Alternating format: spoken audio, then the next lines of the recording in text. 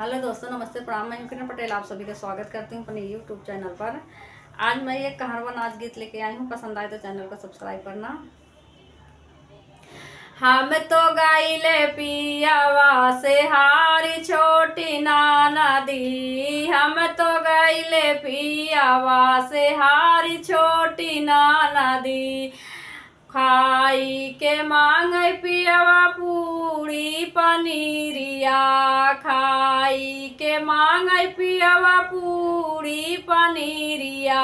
ऊपरा से चाटनी अचार छोटी नाना दी, ऊपरा से चाटनी अचार छोटी नाना दी।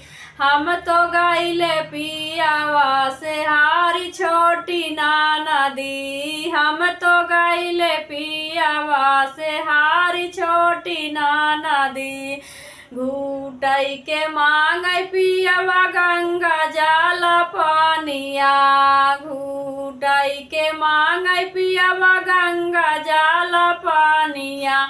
ऊपरा से लोटवा गिलास छोटी नाना दी, ऊपरा से लोटवा गिलास छोटी नाना दी। हम तो गाइले पियावा से हारी छोटी नाना दी, हम तो गाइले पियावा से हारी छोटी नाना दी।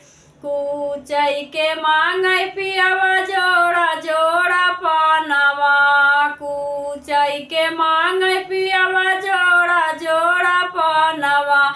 ऊपरा से गूठ का पुकार छोटी नाना दी, ऊपरा से गूठ का पुकार छोटी नाना दी।